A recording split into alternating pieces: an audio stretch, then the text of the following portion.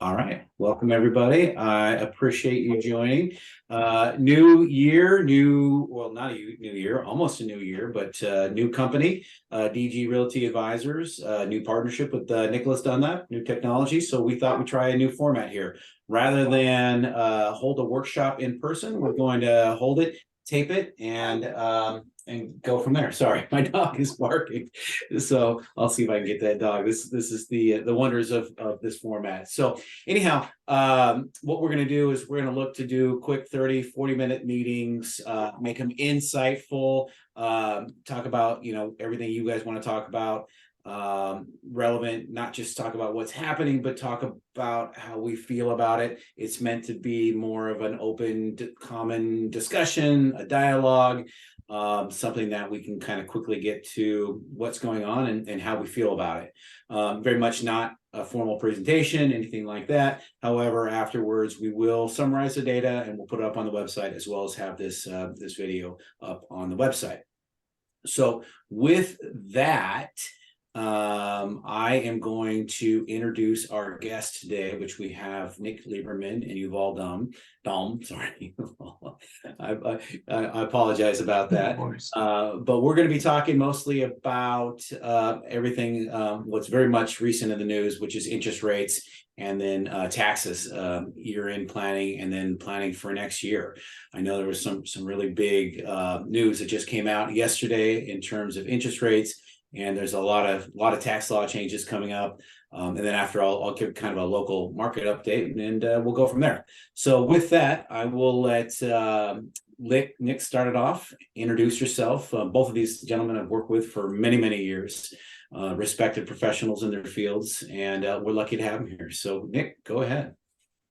Oh, thanks, Tim. Great to be with you and Yuval today, and to touch on a subject that we all enjoy talking about, and that's where are we in terms of the marketplace, real estate finance, interest rates. I know Yuval talked about taxes, but how does it impact this audience and their real estate income properties? But Tim, you alluded to the recent news, and in particular yesterday, the so-called pivot by the Federal Reserve, yesterday being Wednesday, December the 13th. And it was very, very meaningful in that as one parses through comments by the Federal Reserve Chair, that's Jerome Powell, and they're famously cryptic, the words that Federal Reserve chairs use to describe their attitudes about interest rates and policy at the Fed. But out of those comments came this apparently pretty clear sense that the Fed has indicated that it is going to move its policy toward lowering short-term interest rates. Those are the interest rates the Federal Reserve controls. They don't control long-term interest rates. That's where the bond market comes into play to move longer rates like mortgage rates. But the Fed now seems to suggest that they finished their upward movements of interest rates, raising interest rates. They raised interest rates beginning March of 2022. They raised short-term interest rates 525 basis points, 5.25 percentage points. And everybody on this Zoom will knows, as experienced, what that has been like. It's anyone with an adjustable rate mortgage has experienced payment increases, and of course, it has choked our real estate markets. It's virtually shut them down. And just in terms of apartments, we've had sales about cut in half in the last year, and most people would point to the rise in interest rates that really has subdued the market and given a lot of us more gray hairs than we may have had before, trying to grapple with these higher interest rates. Now, there's a bunch of things. Can I ask you a question quick? Yeah. Just to interject. So when you say the market, are you talking the local market, national market, big, small? Because I know there's a lot of different markets that are out there. What are you referring to when you talk about the market? Yeah, thank you. That's a good point. No, I'm now talking about, in particular, real estate markets but I'm including in that the broadest definition of home pricing. And all over the nation, we've all experienced, whether it be, a single family residence, a 10-unit apartment building, an industrial property, all real estate has been almost equally impacted by interest rates that have risen so dramatically and essentially slowed down dramatically the transactional volume. I know that's where we are today. Where are we going tomorrow? And I'll just throw and in the year 2024, as we look ahead, I'll throw out some ideas, and then you gentlemen can respond. But my own sense is that that interest rates are going to fall fairly dramatically, fairly significantly, and by that I mean, to quantify that, whereas we've been living with 7%, 7.5% rates in the home market for single family and condos and 2 to 4 unit properties, as well as commercial property markets, apartments and other property types in the commercial sector, all in the sevens, I could see rates landing in the 4.5% to 5.5% interest rate levels in the coming year. And I'm really basing that on what, aside from what the Federal Reserve has said, I think inflation is truly coming down. We all know it has come, there's been disinflation, but that the Federal Reserve does have credibility. I am buying into their statements that they're going to get inflation to 2% come hell or high water. If they do that, or if they get to 2.5%, there is absolutely no reason that mortgage rates should be at 7% or even 6.5 or 6. The normal spreads on top of inflation would be 2 to 3%. So if inflation gets to, say, 2.5%, that's measured by CPI, then I would think mortgage rates would be in the 4.5 to 5.5% range. And I think that's plausible, and that in turn will really stimulate transactional volume sales of all kinds in houses and apartments and all other commercial sectors. And so I'm expecting that to happen in 2024, not necessarily in January, but by the end of the year, that we'll see this move towards more volume or sales. Sure. So let me ask you, what do you think that's doing to the market today? If I'm if I'm a buyer or a seller, and I could go out and buy, sure, I'm going to lock in a 7% rate, or do I wait a year and maybe the prices go up? What do you think that news from yesterday is going to impact today on somebody willing to buy or sell a place? Are they going to buy quicker or wait that year? I think more people, are going to be getting comfortable. And I think the ones that will get comfortable, that is, that would pull the trigger on an acquisition, would be the people that believe they can refinance within a reasonable period of time. Excuse me. And now when you buy with houses, there's no prepayment penalty, in those loans. So if rates fall in 6 months, you can go ahead and refinance without paying a penalty. With apartments and other commercial, you're going to have a prepayment penalty. So you might have to wait, or feel more comfortable waiting a couple of years and hope that rates fall within that time frame.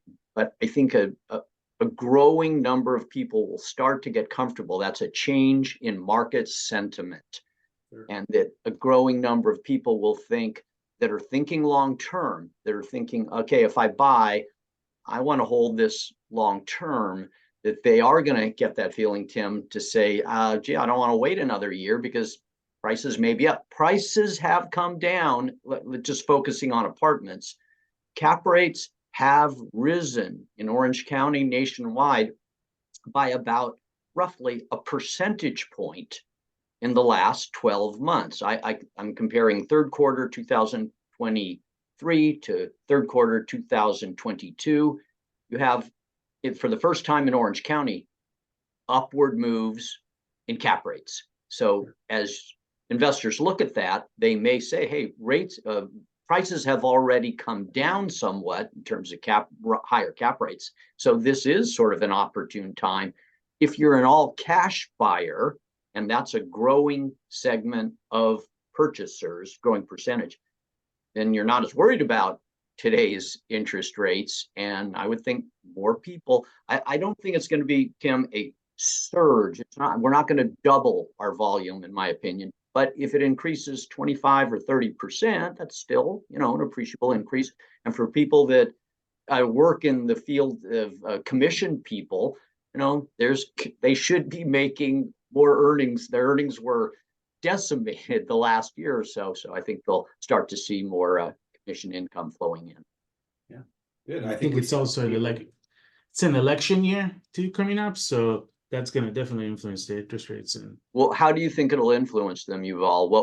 What I think it will, obviously Democrats are going to want to stay in office, and they're going to want to, as a result, try to keep the interest rates as low, try to drive them down so people feel better about the economy. How would they do? How do you think if that? And I hear that, and it seems like it totally makes sense.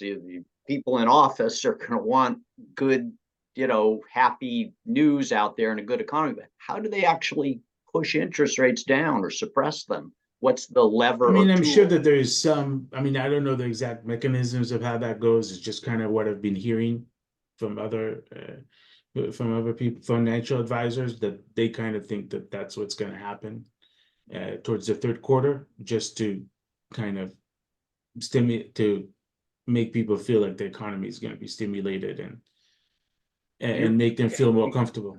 Yeah, we do hear. I mean, it's one of those things that you hear. The Fed is a completely non-partisan, right? And so whether, they were raising rates 2 years ago in the last election cycle, right? And so I don't know. It's something that you hear, but I'm kind of with you, Nick, that the rates are going to be what the rates are going to be. I think maybe I'm naive, but hopefully somewhat independent of the political process. Yeah, my sense and understanding is, and what I've heard is that what the Fed's agenda is in an election year, in a presidential election year in particular, they don't want to be seen as impacting the election process. They are independent, and they are built into that institution created by Congress over 100 years ago. They're supposed to be independent. So if they were thought to be influencing an election by virtue of either pushing interest rates down or pushing them up, either way, they would look like they weren't as independent. So they sort of want to stay out of the election. And so my take or understanding is that if they were going to do anything, more moves in interest rates, they'd want to do it in the first half of the year. But after that, when the presidential election really, really heats up, they don't want to be pushing interest rates one way or the other and deemed to be some kind of intentionally influencing election results.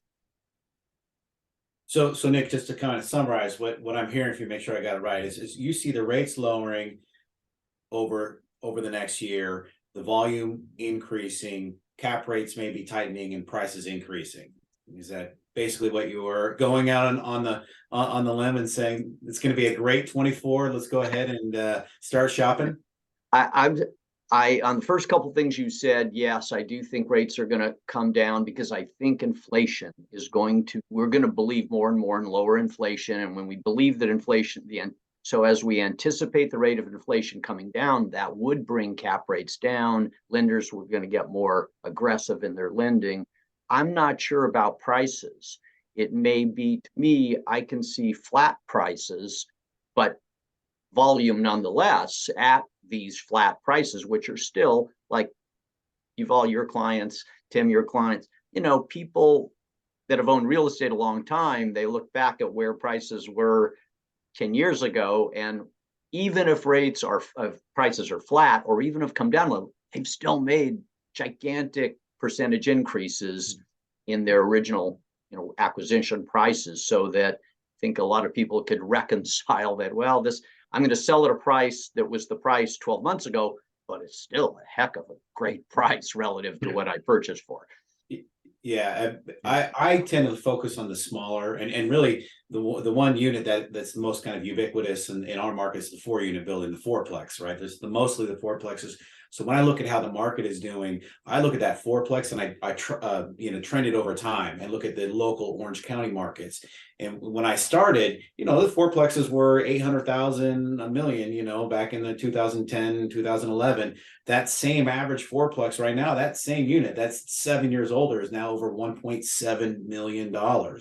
And it actually, held tight in terms of its price from a year over year, from last year to this year, but that's still a heck of a lot of money for that same, roughly $1 million building is now 1.7 million. It's tough to buy that building in cash flow. You used to be able to buy a building at 20%. Now you got to buy it at 50% just to break even. Well, and that brings up, Yuval, I've got a question for you, if I could, because I mean, Tim, I know some of your clients in Gorman and Associates previously have owned their real estate for 35 years and 40 years. And a lot of them being 2 to 4 unit properties that have done fantastic. They've run out of depreciation, or, depreciation is now done. Yuval, is there any way to get a new depreciation schedule or get depreciation once it's run out? Is it over forever, or are there ways to get reschedule depreciation?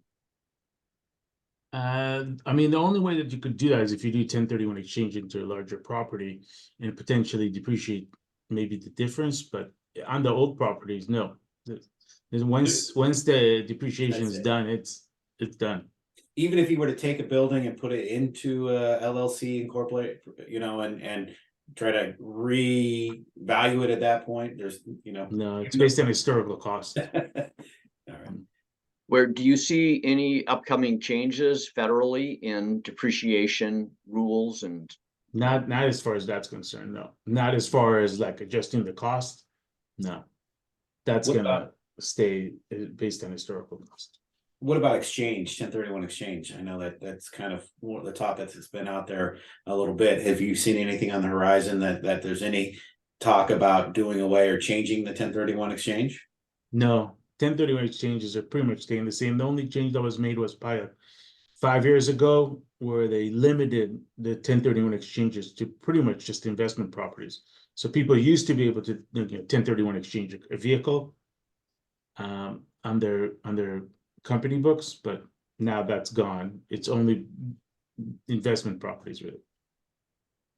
Interesting. Well, as we look in this, I guess that's a nice little segue into what's going on in your world. What's going to impact us tax wise? What should we be doing, to round up 23 or get ready for the changes in 24? So thank you, Tim, and thank you, Nick, for joining, everyone, for inviting me. So the big change, I think the big thing that's a lot of people are gonna have to report is the FinCEN and the beneficial owners. Small and mid-sized businesses are now gonna have to register, and under the Corporate Transparency Act, they're gonna have to basically register and declare who the beneficial owners of the company, like who's the ultimate decision makers in those companies. It's basically almost think of it like a financial reporting, like for foreign, what they used to have and they still have for foreign accounts and foreign businesses. Small and medium-sized businesses are now going to have to kind of do the same. So that's going to be something that people are going to have to be aware of and are going to need to register. They haven't actually started the process yet. The website you're supposed to register on is not active yet. They say it's going to be active in January 1st, but there's doubt about that. And then Is there a fee associated with that? Is that like No. a statement of information filing that we all already do? The only fees that you're going to have is you're going to have heavy penalties and interest if you don't register. But there's no fees right now associated with it. And it's going to be subject to heavy fees and penalties, just like similar to the foreign transaction reporting. I heard $500 a day or something like that. If you miss, it could go don't miss it. Really high. So your deadline is, if you're a new entity starting in 2024, You have 30 days from the date of formation to register and declare who the beneficial owners are. If you're a company that's already in existence before 2024, then you have until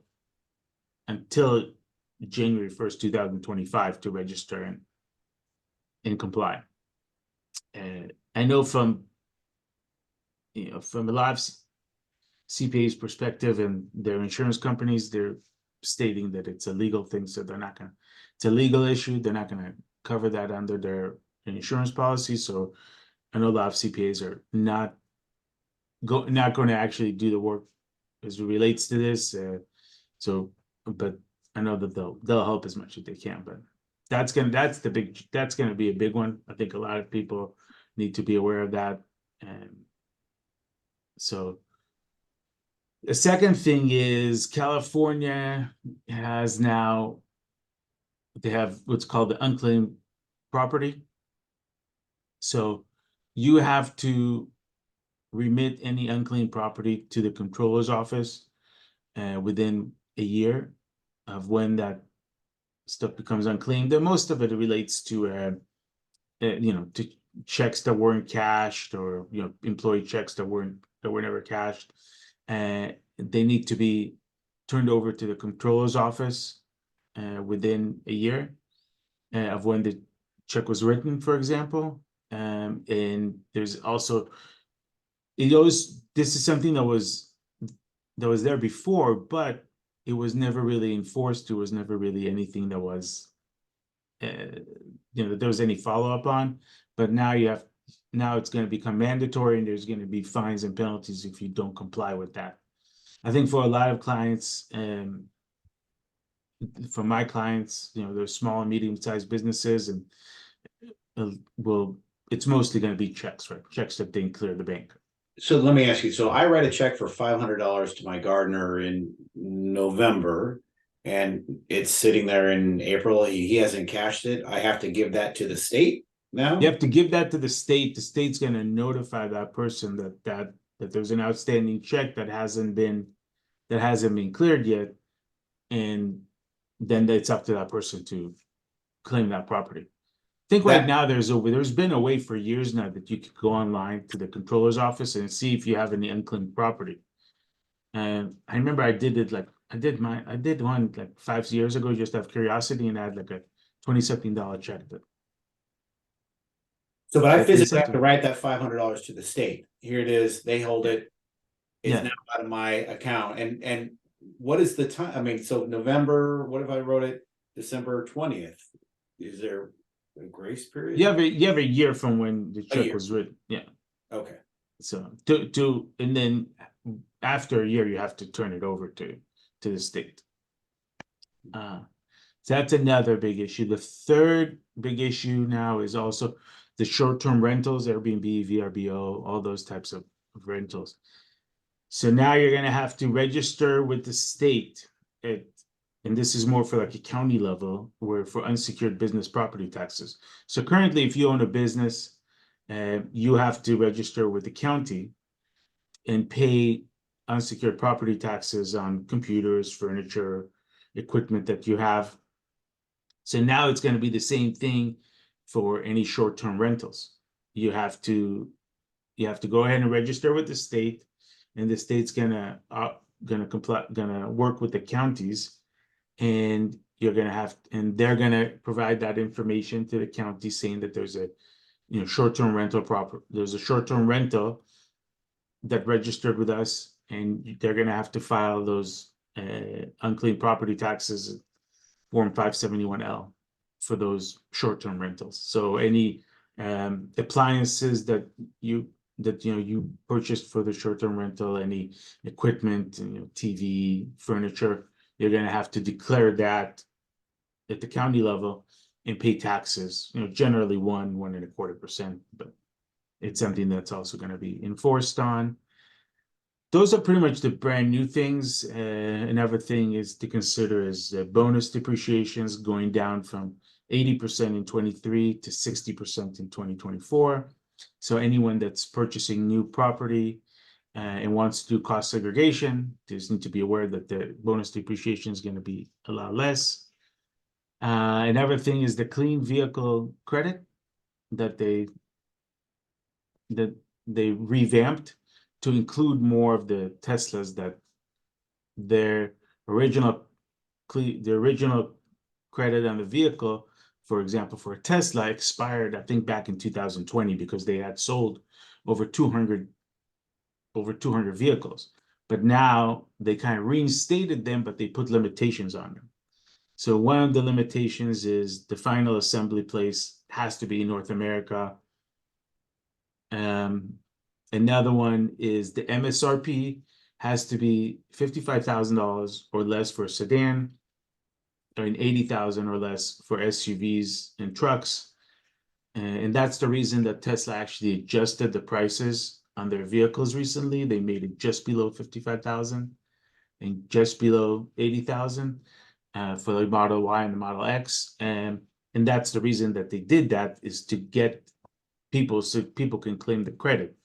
And one of the last criteria is that your adjusted gross income for an individual taxpayer or head of has to be 150 or less. For head of household, it's 225,000 or less. And for married, family, joint, it's less than 300,000 to qualify. So you have to have all those components in order to qualify for that credit. You can, the manufacturers have a filing requirement based on the vehicle identification number to file with the IRS. So when you file the form to get the credit, you have to put down the VIN, and then they'll match it to what was filed with the IRS. So the IRS will know if that VIN number was assembled outside of the United States, outside North America, right? So there's really no way to get around that. And lastly is the research and development credit. That changed in 2022 for the 2022 filing. So I think that surprised a lot of people that claimed the research and development credit, surprised a few of my clients. In the past, before 2022, you could take the expense for the R&D, subtract out the 10% that you get as a credit, and expense the rest. But now they changed it to where after you subtract out the 10%, the rest has to be capitalized as an asset and amortized over 5 years. And for people who were used to, I had a client that was projecting a $300,000 loss, but he had research and development costs of $500,000 that got added back to his net income as a result. So for that particular year, it was a surprise that all of a sudden he owed money. And the benefit to it is you don't lose that deduction, right? But you just spread it over a few years to where in that particular current year in 2022, it just gave him a lot of additional income. But in 2023, for example, it will give him additional amortization expense that he didn't have before. Geez, it seems like a lot of big changes coming up for 24. A lot of things to keep you really busy with your clients there. So not Never a dull moment. But let me ask you, so right now we're sitting here December 14th, 23. You've got your clients. What are some of the biggest things that we can do, either good or bad, heading into next year, right? And just from a tax perspective. From a tax perspective, the first thing is you have to remember to comply with the new requirements for the FinCEN under the Corporate Transparency Act. That's a big thing. As soon as that website opens, I'd encourage people to go ahead and register and just do the beneficial owner statement, just get it out of the way.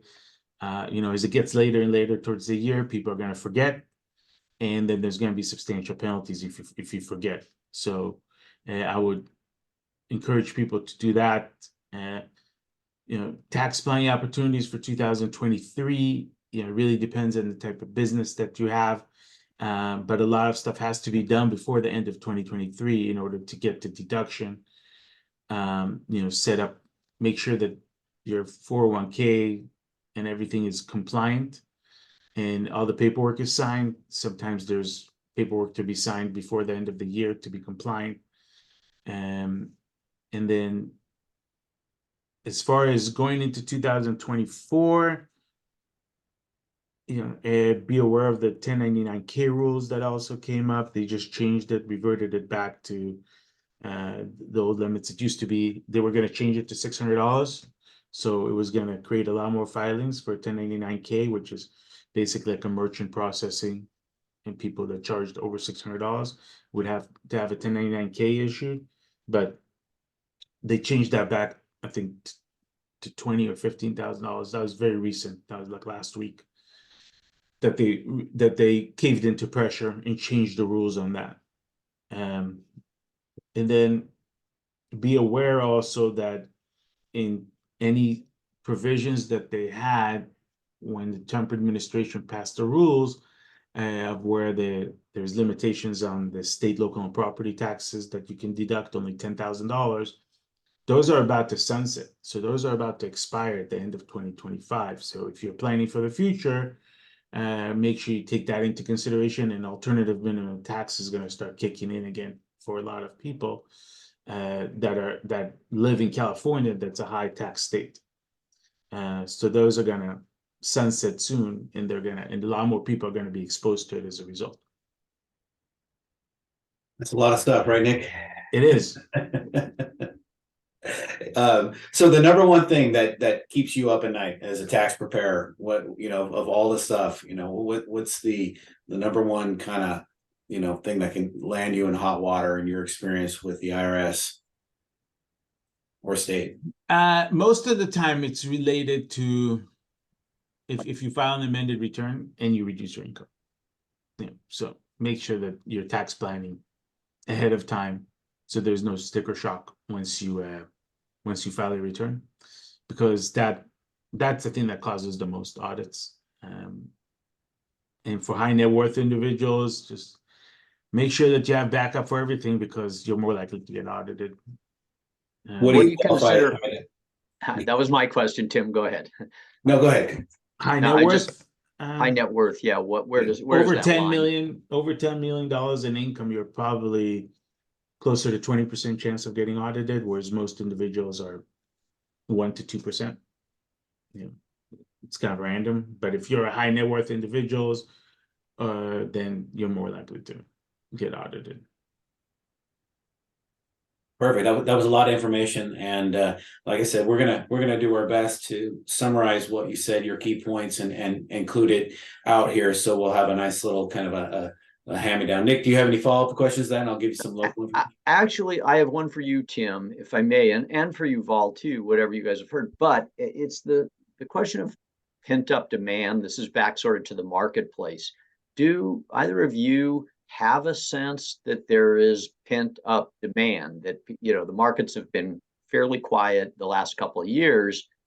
Are people on the sidelines, yearning to acquire real estate? Is that, if rates come down, will there be a bunch of people or businesses that want to buy, that have been waiting to buy but haven't because of the higher rates, but will if rates come down?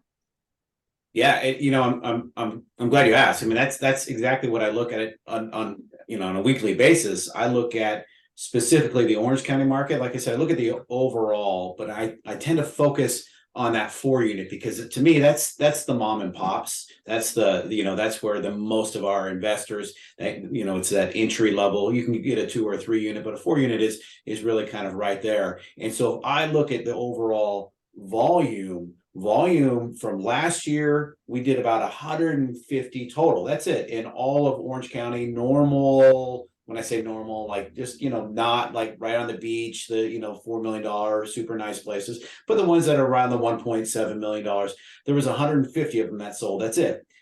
In 23, that dropped about 33% to about 99, right? Normalizing for what's going to happen in December.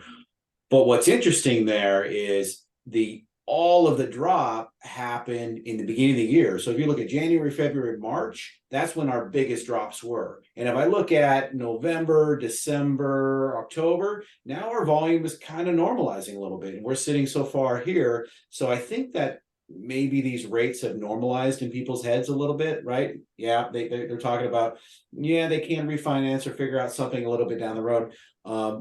But I think people are starting just to have to act. So life happens. People move, people die, people need to act. And they just, to your point earlier, they've made a heck of a return over the last 10 years, 30 years, And so, yeah, they taking a little bit less of a return, sure, but they're still getting one heck of a return. So long answer.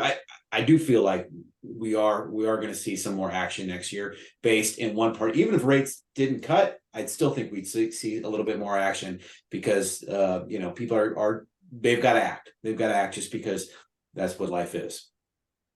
Yuval, do you see your clients, or if you have a sense of the broader market, have liquidity? Is there good, sometimes you hear this, oh, the market's awash in cash, but on a realistically, are you seeing that businesses or investors, or even, just consumers and potential home buyers, do they have cash liquidity to make down payments if they're thinking they're in the purchase market?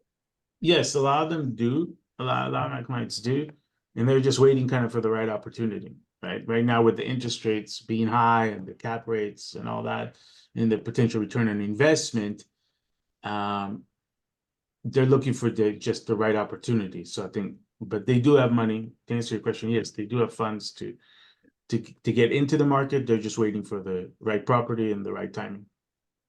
I think people have parked a lot of money recently in the last 6 months or so in CDs, or getting these 5% returns, very attractive. But those are fairly often short-term, holdings, and they may not be getting 5% 6 months from now. Maybe it's 4 or 3 3/4. So, yeah, that's what my understanding is. There's a lot of money sitting in money market accounts, and that's liquid. Yeah, and they want to. I think a lot of people have seen, to your point and Tim's point, is that they've seen the increase in value of the properties over the last 7 to 10 years. So they want to get in on the action and buy a property, and hopefully in 7 to 10 years, that property appreciates as well. So that way they can tap into some of that gain. Yeah. It seems crazy to me where we're at. We just keep going up and up. And you might want to say, boy, at some point, when are we going to correct? Well, then we just look a little bit to the north. We look at Los Angeles, which is a different market in terms of, their prices are much higher than ours, and so does that mean that Orange County still has a lot of upward mobility? Yeah, I think it might, especially with their they are experiencing a lot more rent control, although that's creeping into Orange County, obviously. But I think there is. But what you said, Nick, about prices holding, that would be, I'm sure, fantastic for a lot of people. Is it going to, go up 20%? I don't think so. I think I'm more in your camp, Nick, that we'd be lucky to have them hold a little bit. I think if I looked at just like 4 to 20, there was a little bit of softening in that market. Certainly the volume was down off 30% when I look at 4 to 20 unit buildings. So yeah, if I were to make a prediction too, I think, holding or slightly lower, we'd be doing okay. Yeah, and that, I think, over the short term, 1 year, 2024, Yes. that's where I think what we're talking about. Hey, 5 years from now, you may look back to your 224 purchase and go, wow, that was an astute purchase. At the time, it was scary, and maybe I wasn't expecting a big cash flow, but historically, real estate has done great. And in Orange County, I think Orange County is such an just right. Pound for pound, as I would say, compared to LA or other areas, it's gonna hold up. Or, I mean, that's what it has only improved in reputation, in its infrastructure, and its cultural offerings. And, it's hard to beat over time. Let's look in 5 years, in 10 years. I think Orange County is well situated. Yeah, I think a lot of the transactions are going to be trigger events, life events, moving and exchanging and things that you're more forced to. And I would do those events and be somewhat confident that over the long haul you're going to be fine. If I was just jumping in with, a fresh $1 million to go buy a $2 million unit, I might think twice about that. But if I need to exchange, I need to sell, I need stuff like that, I would probably feel okay about doing that. Yeah. So guys, this has been great. I know that it's been about 40 minutes or so, and that's pretty much what we want to do. Just keep it nice, light. We'll summarize some of this stuff, put it out there, and we'll look for Q&A, and I'll get any questions from anybody, send them over to you guys, and we'll either address them again on future shows or address them personally. So any last minute words before we sign off here? Happy holidays. Happy holidays. That's right. Okay. Thank you guys very much. And Thank you. Appreciate it. Take care. Thanks, Tim. Bye. Bye-bye.